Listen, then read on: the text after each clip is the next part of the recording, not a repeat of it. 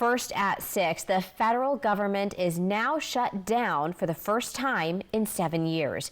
The impacts are being felt throughout the region. Apple Valley News Now's Caleb Stipkovitz tells us what this shutdown means locally and what it could end up affecting.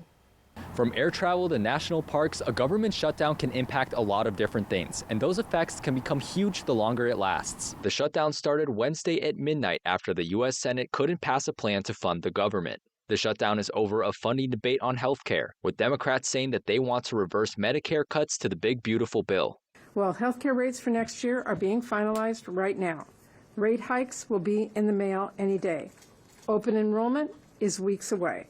And still, Republicans have refused to lift a finger to prevent millions of families from being hit with massive costs. On the opposite side of the aisle, Republicans say that the Medicare debate should be separate from the funding bill, which has now put the parties at a stalemate.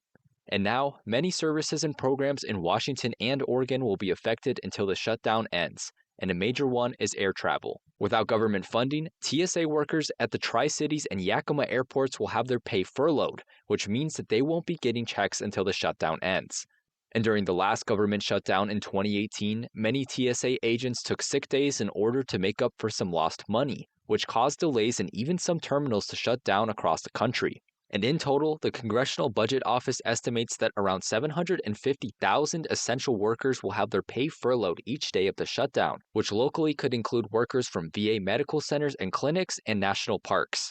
The longer the shutdown goes for, the higher the risk of short staffing and backups, although Vice President J.D. Vance says he expects things to return to normal soon. But I actually don't think it's going to be that long of a shutdown. This is a pure guess from the Vice President of the United States because I think you already saw some evidence that moderate Democrats are cracking a little bit. They understand the fundamental illogic of this. Washington District 4 Representative Dan Newhouse says that since many other federal workers are having their wages furloughed during the shutdown, he is asking for his payments to be withheld until an agreement is made.